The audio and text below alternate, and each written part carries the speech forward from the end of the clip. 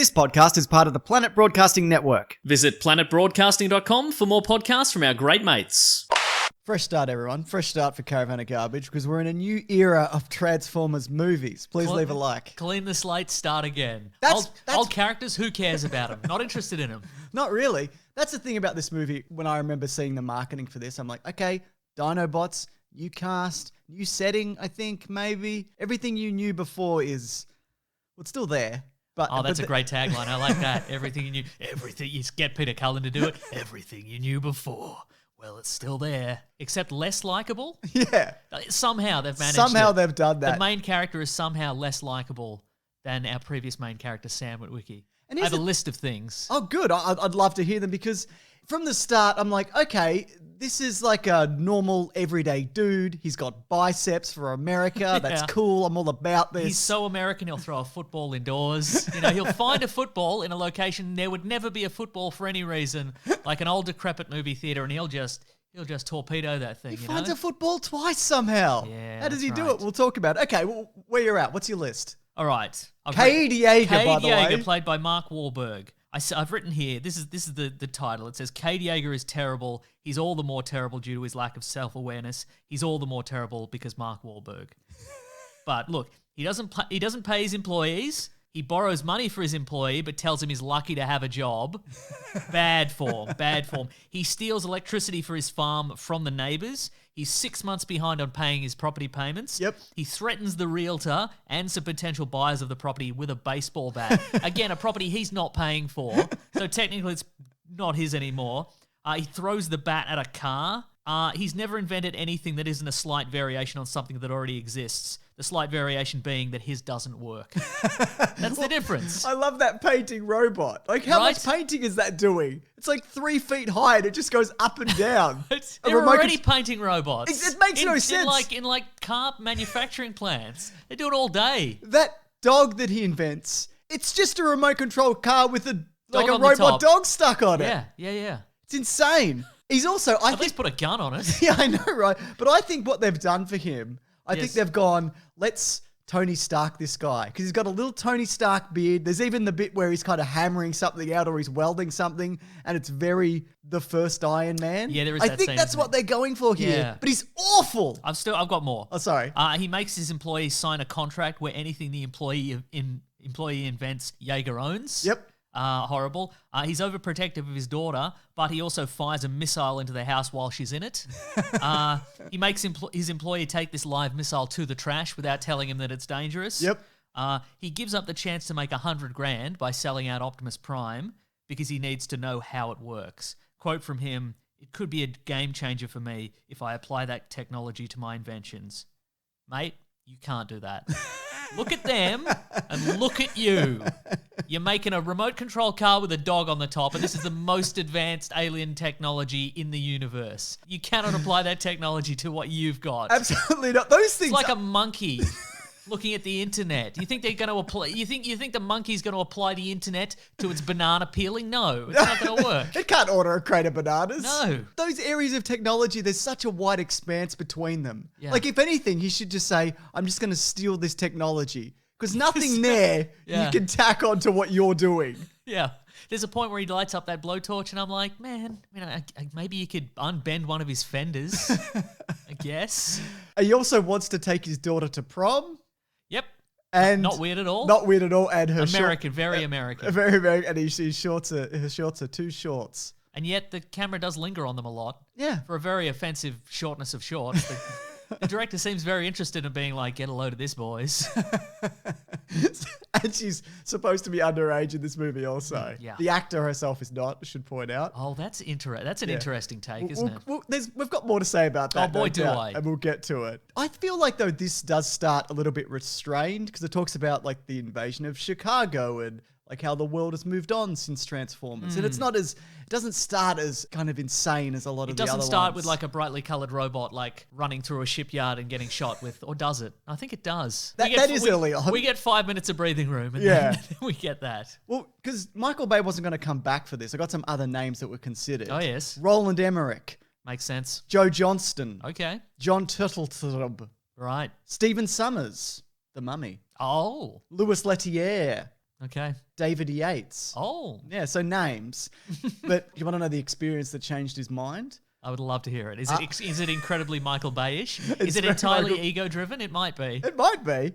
So after Dark of the Moon, he finally got to visit the Transformers ride at Universal Studios. And upon seeing fans waiting 3 blocks for the attraction, he realized he was not ready to give up the franchise yet. Wow. He wasn't going to give up on it, Mason. Not when there was work to be done. A true American hero. Did he find a football in that line? And he threw it right to the front of that line. I think also this movie makes an attempt to work in some interesting Transformers lore that we haven't seen before, as in other creatures in the universe that aren't just from Cybertron. The Quintessons. The Quintessons, but there's other creatures also aboard that Yeah. alien bounty hunter ship. I'm like, oh, I see.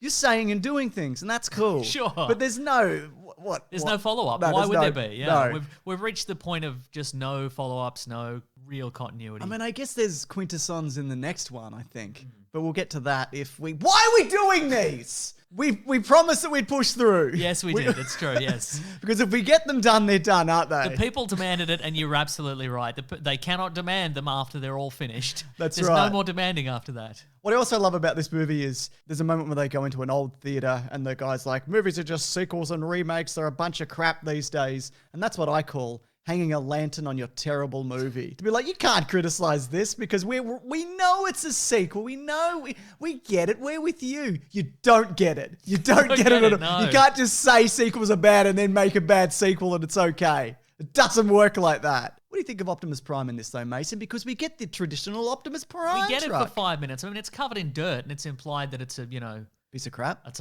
a last ditch attempt at survival, and it's Yeah, sure. But I mean, it looks pretty good. There's a bit where he transforms into a truck. He transforms right into a Oh, truck. my It God. looks good. Apparently that's the second time in this series that we've seen him transform into a truck at this point. Wow. I know. The transformations are getting minimal at this point. They're Yeah. really there's so many that are off screen. Yes. You see 2 cars chasing one another through some shipping crates or whatever, and then all of a sudden we cut back and they're just climbing up a wall or whatever. They're already robots. That's cool. I'm not here for climbing robots. I'm here for transforming robots. If you want a climbing robot, Mark Wahlberg's probably got one. Yeah, that's right. But it doesn't work, but he's No. got one. The first thing Optimus Prime says when he's reactivated... His famous catchphrase for this movie, Yes. which he says twice. Yes, I'll kill you. And then the second thing he says is, I'll kill you. And then later he says, I'm going to tear them apart. Nice. Classic Optimus Prime. I mean, I know he was in a pitched battle as he kind of went down, but like, he's make him nice. What are you doing? Alright. Why is he so mean? No, make him worse. Make him worse. Why make him mean? Because everybody else in this movie's mean. That's Why true. wouldn't you? Yeah. And the idea, again, that the Transformers are just children. You mentioned this last week, but Bumblebee's just like this jealous baby of a sentient being. Like he's roughhousing with that fake Bumblebee. And he's like, oh, how dare this one isn't as cool as me. You can change into anything. Right. What do you even care? Like, they're And like, Bumblebee isn't slick. Just change. The world, again, the world is at stake. The lives of humanity, all of humanity is at stake. The lives of all the Transformers are at stake. And he's like, I'm gonna get mad about. I thought I was the coolest Transformer. But I mean, in his defense, at one point he does drive into a showroom that is specifically designed to personally insult him. Do you remember that? There's a point where he drives into the showroom of KSI, the corporate bad guys in this movie, and there's just video projections and model vehicles and robots, and it's like, this Transform is based on Bumblebee, but obviously not as lame as Bumblebee. Lame Bumblebee. Lame Bumblebee? If you had a lame Bumblebee, you'd throw that straight in the trash because he's straight trash. But Stinger, he's the better Bumblebee. That's right. And then it's just a sorted video of Bumblebee falling over and landing in dog poop, Yeah, that's what he's all. So I understand that would be, if that happened to one of us, if we walked into a showroom and it's just like... You thought you liked Caravan of Garbage? There's a sexier Caravan of Garbage with That's even right. cooler and younger kids. Mm-hmm. And they're all doing TikTok. That's right. Oh, no. I'm mad about You it. got to do TikTok. Yeah. So they've got the character of Irish LaBeouf, let's call him. Yeah. It's Jack Raynor, who actually I really like. Have you ever seen Sing Street? Nope. He's a good actor. I won't because of his performance in this. So we're introduced to him where he sees Mark Wahlberg being taken away by the police. or the secret police or whatever organized. Doesn't matter. I've written here Black Ops nerds. Sure, because that's what they are. Look at him. Look at this old dude with his big Oakley sunglasses and his long black trench coat. Get out of here. Embarrassing.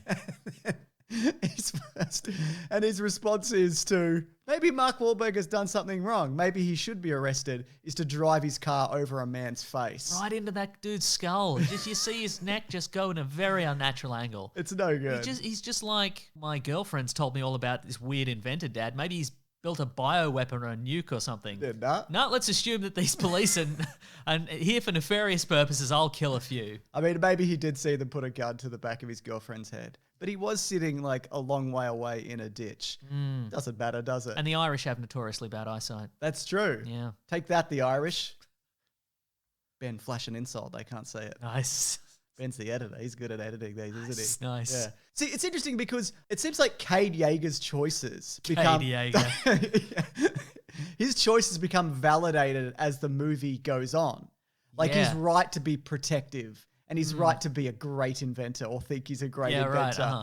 Whereas the other guy, who starts as more reasonable, becomes more of a spineless loser as the movie goes on. What are we talking about here? The Irish LaBeouf. Oh, yes, right. And it culminates in him not being able to get his seatbelt off in a car. That's right. Even though he's a professional driver. Do you think that Cade Yeager is less an inventor and more like he's more a competence vampire? Like the longer you stay in his orbit, the more of your own skills you lose. But he doesn't take those on. He just brings you down to his level. Yeah. Oh, that's right. Because later that kid becomes a coward. He can't fire a gun. Yeah. He can't, he just has to cower behind things. But early on, I mean, he does some heroic stuff, like the thing you mentioned. He kills those men. And then shortly after that, he drives through the front window of a store running a bingo game. Oh, yeah. I mean, assuming that the most agile gamers of all, bingo game players, could just dive out of the way. Yeah. He's a bad dude. He's a bad dude. But Cade Yeager, of course, his actions result in, he's shooting Gunface at the end. Oh, there's a new villain. He's called Gunface. It's Lockdown or Lockjaw or Locktrap or Lockup, whatever his name is. He's from the comics. He's got a gun that comes out of his face. His signature gun face. Yeah, I like the Gunface transformation. But Cade Yeager, his arc is, I know you love a callback in a movie where he does find an American football and he uses that to take out the big Black Ops nerd. Yes. For America in the most American way possible. Oh, but you love a callback, don't you? You love like a skill coming back. Yeah, dude. That's an 80s movie. Yeah. You can't see somebody riding a skateboard and then he doesn't save the day with some skateboard tricks later. Yeah. Yeah. So, okay. Maybe this isn't the worst one. It might be. I don't know. Sure. It's, you know what it is? It's the chaos and mayhem that we mentioned, last week. And then he'll just throw in some award-winning actors. Yep. And he'll just throw in some new scenery and some new ideas. And by the end of it, you're like, I don't know if this is better or worse. Yeah. What happens? I mean, Stanley Tucci constantly on the verge of like disintegrating mentally. It's hilarious. I love it. I think his character has the best arc in maybe all of the Transformers movies because he starts as this horrible Elon Musk type, like an Elon Musk. And then, he has a bit of a change of heart and he realizes what he's doing. And he has delicious milk as well. That's exactly right. He pauses for quite a long time. I wonder if you believe that because he does have the strongest redemptive arc or because there's a side character who constantly points out how his redemptive arc is going. There's this woman who's a geologist. She's got a lot of moxie for a character that I forgot was in this movie until I rewatched it. But she's just there being like, I don't know if you should be doing this. And then later she's like, I'm proud of you, Stanley Tucci. And now away with me. And then she just leaves. She does. She so evaporates. maybe that's why. Maybe it's because there's an arc might be narrator. right. Maybe Yeah. all the characters should have a narrator, like an additional character that's just like, you're getting worse at driving. You're becoming a coward. You are a hero, Cade Yeager. This movie is all about pointing things out as they're happening. You know the bit where Locktrap's ship. He's like, they're using a magnet to pick up the things and then drop the things. We see that. Well, it's interesting you say that because I didn't know that until somebody said he's using a magnet to lift up all the things, and then I did know it. So, I mean, whoever decided to put that line of dialogue in, thank you. Terrific stuff. Now, I say it might not be the worst, or maybe it is, but it's certainly the weirdest. Oh, and there's one scene in particular that highlights that more than any There's other. one scene in this movie, I think I know what you're talking about, that I've thought about probably more than I've thought about any scene in the history of cinema. Yeah. Like sometimes I'll just wake up in a cold sweat and I'm like, why? Why? So Kate Yeager's daughter, who he's very protective of, Sure. has a secret boyfriend, and it's Irish McLabuff. Yes. Irish McLabuff, the rally driver or whatever he is. And you know he's a legit rally driver because he's been signed with Red Bull. Yeah, he tells us. That's right. But it turns out that while she is 17 years old, he's 20 years old. And understandably, Mark Wahlberg not happy about that. And so they all have this argument. They all have this... I mean, this movie is a series of arguments. It's just all arguments all the time.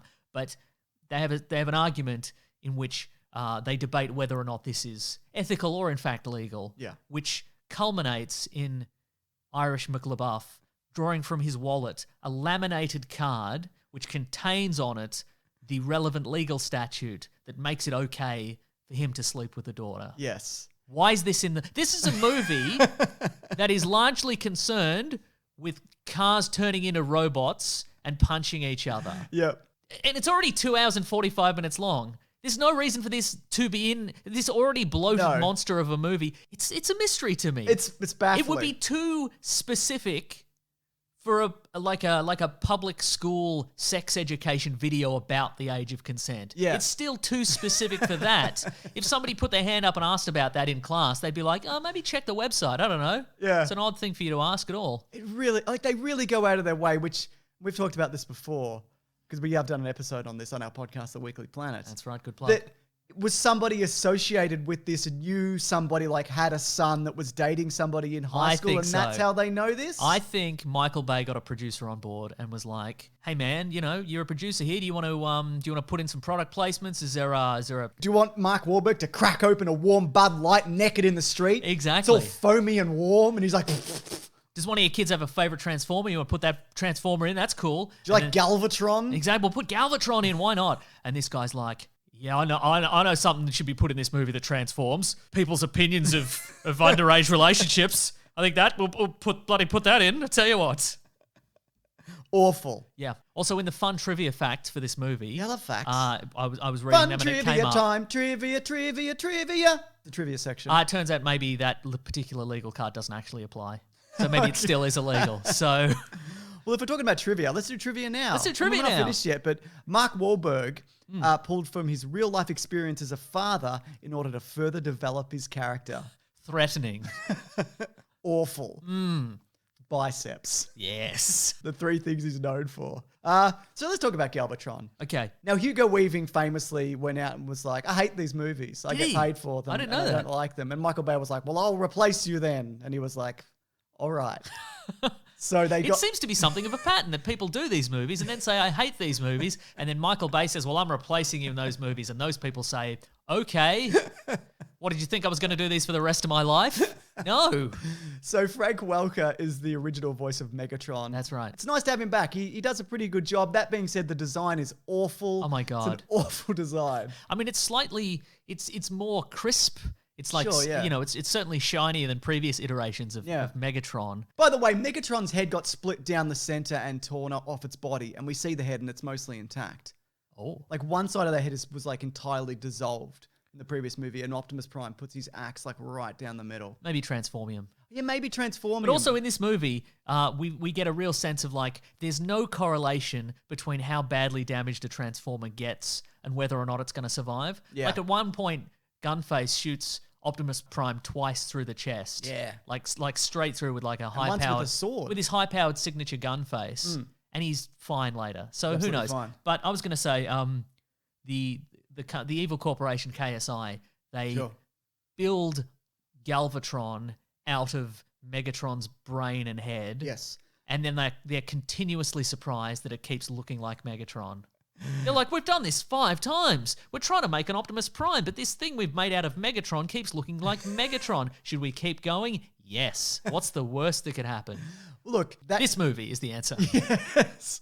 But look, though, it does have a redemptive characteristic to it, the Galvatron robot. Oh, yes. That being the amazing transforming effect. No good. I don't understand. Was it cheaper? I wonder. I don't know. Beats. Beats. Oh, it did turn into Beats headphones. Yeah. So that's good. The pill. But why? Yeah, it's not good, is it? It's way worse than. I feel like it's the same kind of evolution of the Iron Man suit when it becomes the nanotech suit. Like, I understand the progression, but I like the clinking and the clanking and the way that they transform. I don't just want, and then it's whatever. You know what I mean? Yeah, right. Maybe Bay wanted something that was all his own. Yeah. You know what I mean? It was like, well, this is old school. Congratulations. Yeah, you did it. He's like, one ditch attempt before I abandon transforming entirely. Yes. Here it is. Dinobots are in this. Yeah, for 5 minutes, I forgot. Yeah. I mean, 5, 20, half an hour, I don't know. Yeah. I think it's about 15, maybe. Okay, cool. And Optimus Prime gets them on side by saying, "Defend my family or die." These guys have been strung up for potentially millions of years on that ship. Yeah, we don't really know. And then he's just like, "Help me, a guy you don't know, or I'll kill you." And then at the end, he's like, "You've earned your freedom." And they're like, "All right." God, this guy. You're weird and mean and we don't like you. Yeah, we're leaving. Of course, we're leaving to ruin this planet. What are you going to do? Optimus Prime, his story culminates in killing Kelsey Grammer. How dare you, quite frankly. I've written here, James. Let me find it for you. Point blank shoots Kelsey Grammer. I've written here, Kelsey Grammer is killed by Optimus just as casual as you like. He's busy fighting Gunface and he's just like, well, I got a second. Bang. Extremely dead. And then Optimus Prime reveals something about his character that would have come in handy in every other movie, in that he can fly. Yes. Under his own steam, somehow. Yeah, I've written here, Optimus can fly at the end. This may have come in handy at some other points in the film, but I'm not going to go back and check, so I guess the film wins. Yes. I love also all these movies ended Optimus Prime doing a speech, but at this point they're just whatever, because the line that he says at the end is, "Whenever you look to the stars, think of one of them as my soul." Okay. Okay, I will. Anyways, as we know from the next movie, he doesn't get very far because he freezes. He freezes almost immediately out in deep space and just floats to the Quintesson homeworld or whatever. I don't know, whatever the new Cybertron is. We didn't even talk about the MacGuffin or the whatever it is in this. Yeah, it's a space seed. I just wanted to point out there's a moment where Optimus is like, "Humans, take the space seed and we'll go over here." And I'm like, "Hey Optimus, why don't you take the space seed? Because you're a giant robot on like a seemingly indestructible, even more giant dinosaur who can shoot fire. Yeah. You hold it, and we won't risk all cramming inside like a old station wagon we found on the side of the road."